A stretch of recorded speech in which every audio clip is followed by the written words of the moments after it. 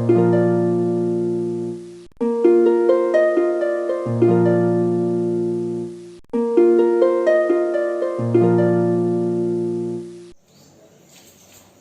बच्चों, Zenith mathematics classes Hemra road Begusarai में आपका स्वागत है। बच्चों, पिछले वीडियो में हमने डिफिनिट इंटीग्रल्स के बेसिक कंसेप्ट के बारे में देखा था।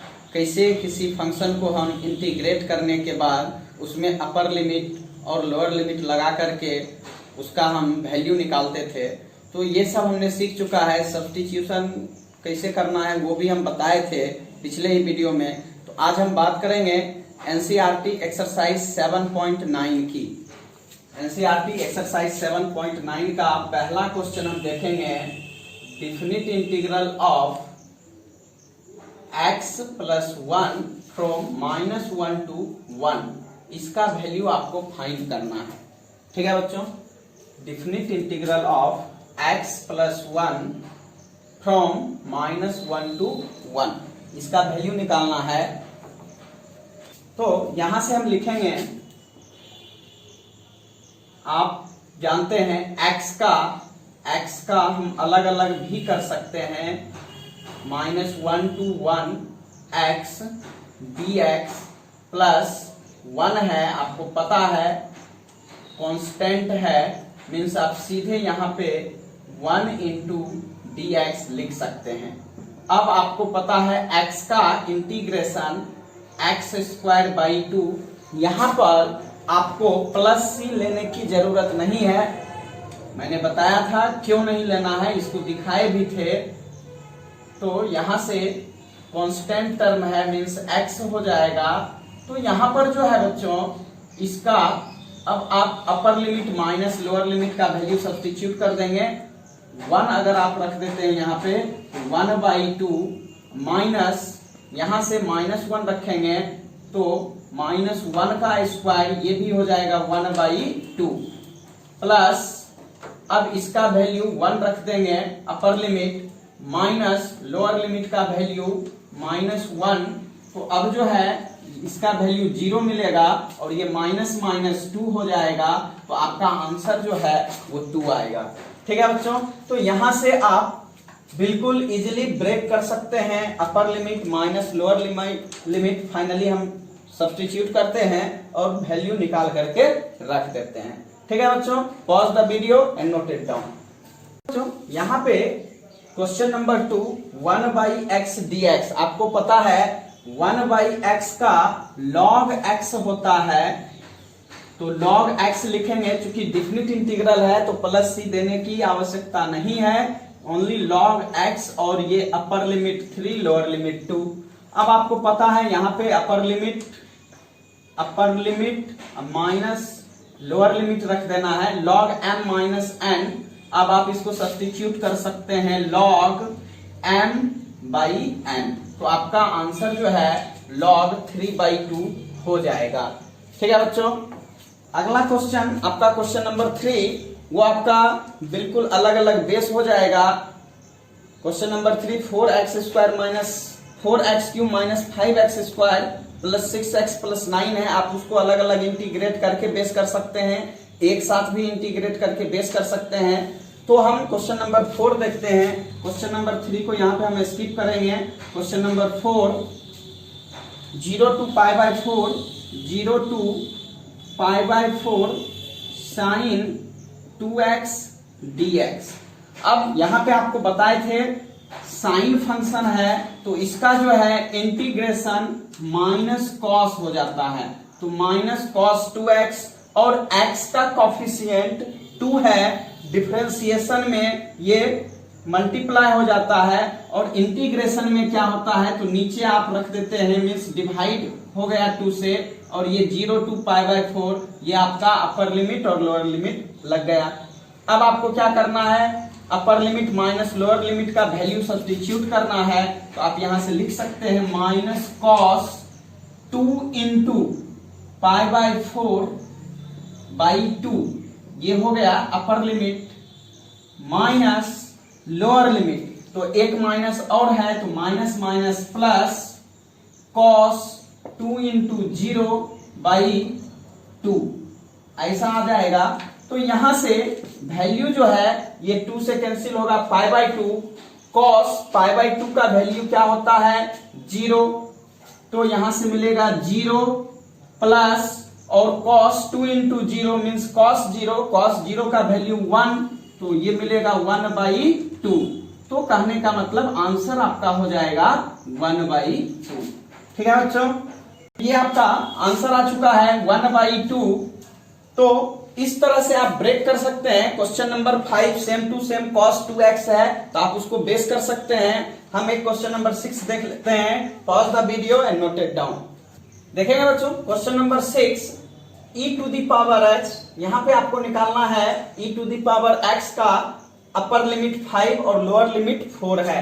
आपको पता है e to the power x का e to the power x ही आएगा, एक्सपोनेंशियल फंक्शन है 4 और यहां हम 5 अगर लगा देते हैं तो यहां से e to the power 5 minus e to the power 4 मिलेगा। आप यहां से e to the power 4 common रख सकते हैं, तो e माइनस 1, तो यही आपका आंसर होगा। हम क्वेश्चन नंबर 7 देखेंगे। Question number 7, 0 to pi by 4 10x dx। ठीक है बच्चों, 0 to pi by 4 10x dx। आपको पता है 10x का log sec x होता है, तो ये log sec x हो गया 0 टू पाई बाई 4। तो यहां से log sec pi by 4 minus log sec 0 ये आ जाएगा। आपको पता है ये पाई by 4 sec pi by 4 cos pi by 4 का वैल्यू 1/√2 होता है, तो log sec पाई बाई 4 का वैल्यू क्या हो जाएगा √2, तो यहां से √2 मिलेगा माइनस log cos 0 का वैल्यू 1, तो sec 0 का भी वैल्यू 1 मिलेगा। यहां से आपको पता है log ये √2 रहेगा माइनस ये 0, तो ये मिलेगा आपको log √2। रूट का मतलब पावर हाफ होता है, तो आप यहां से 1/2 बाहर करके log 2 भी रख सकते हैं। ठीक है बच्चों, pause the video and note it down. ठीक है बच्चों, question number 9, 0 to 1 dxy √1 minus x square. आपको पता है 1/√1 माइनस एक्स स्क्वायर का इंटीग्रेशन साइन इनवर्स x होता है, तो ये हो गया sine inverse x 0 to 1 means यहां पे हो जाएगा sine inverse 1 minus sine inverse 0। ठीक है बच्चों, तो यहां से आपको पता है ये पाई बाई 2 हो जाएगा और ये 0, साइन 0 का वैल्यू 0, तो यहां से आपका आंसर हो जाएगा पाई बाई 2। ठीक है बच्चों, अब जो है यहाँ पे question number 10, 1/1 plus x square आपको पता है और 1/x² माइनस 1 है। अब हम यहाँ पे एक क्वेश्चन नंबर 12 देख लेते हैं। क्वेश्चन नंबर 12 थोड़ा सा अलग टाइप का है। 0 to π/2 cos square x dx, ये आपका ट्रिगोनोमेट्रिक सब्स्टिट्यूशन है। cos स्क्वायर x है, तो इसका आप क्या लिखेंगे, तो यहां से आप लिख सकते हैं 0 to π/2 cos स्क्वायर x का आप लिख सकते हैं 1 प्लस cos 2x/2।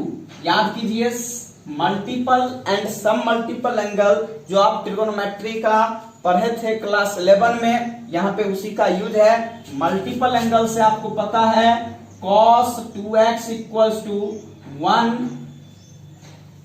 यहां से हम लिख सकते हैं 2 cos square x minus 1 means 2 cos square x = 1 plus cos 2x means cos square x = 1 plus cos 2x/2।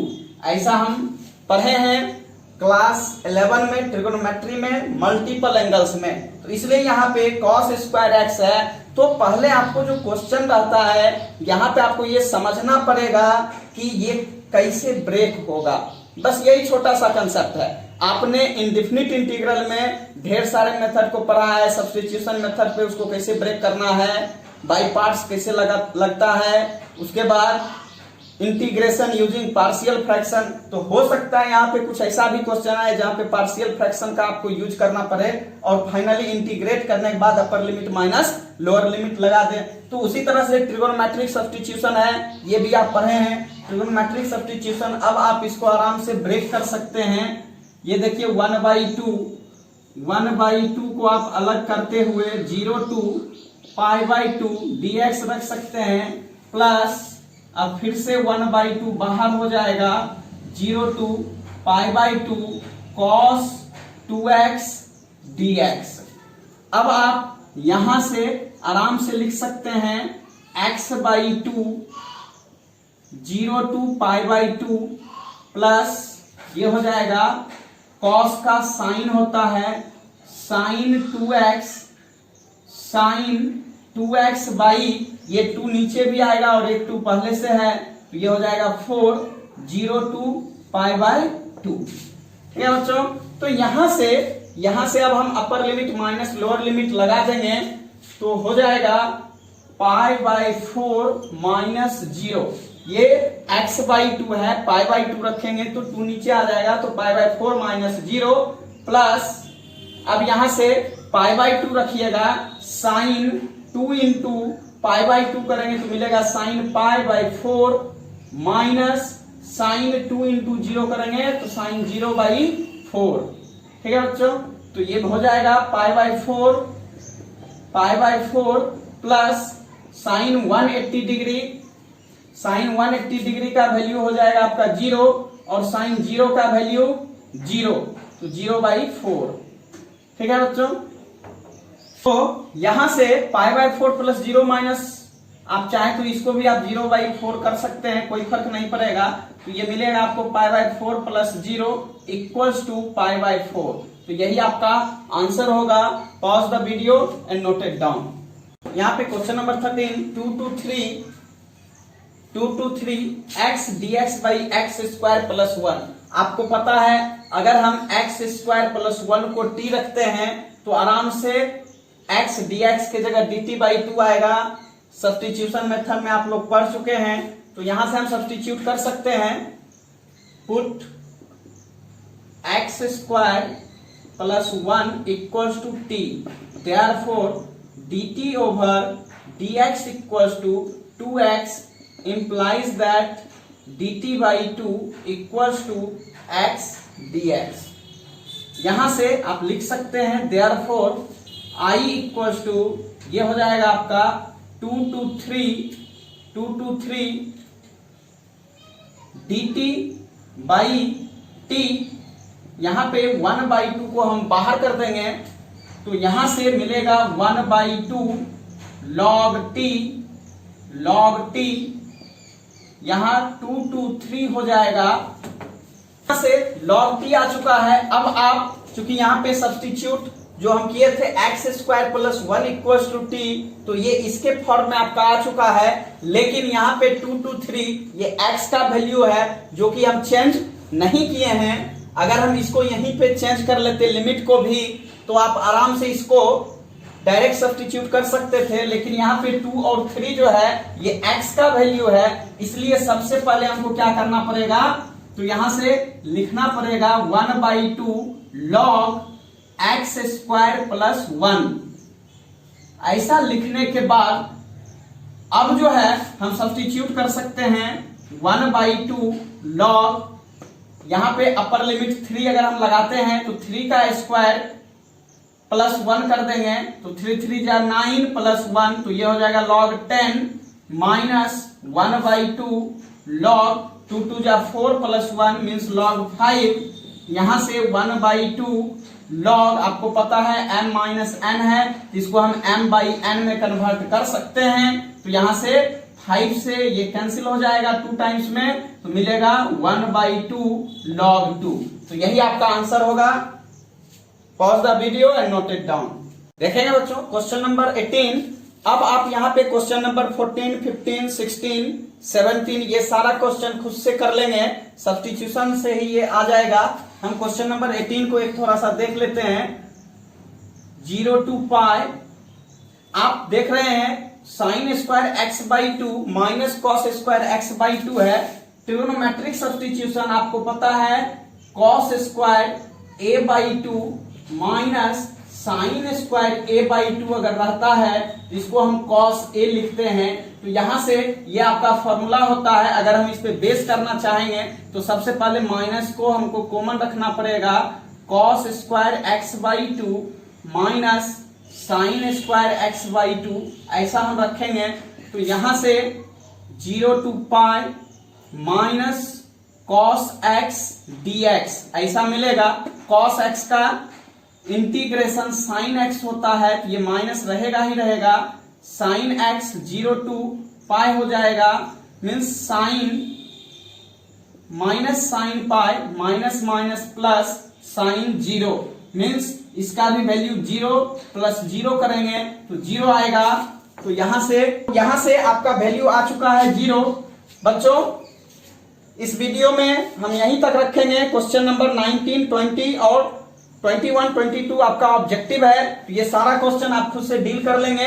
अगर कोई आपको दिक्कत होता है, कोई परेशानी होती है बनाने में, तो आप मुझे कमेंट में अपना सजेशन दे सकते हैं। अगर मेरा ये वीडियो पसंद आया हो तो लाइक सब्सक्राइब करने के साथ साथ शेयर भी करें। बहुत बहुत धन्यवाद।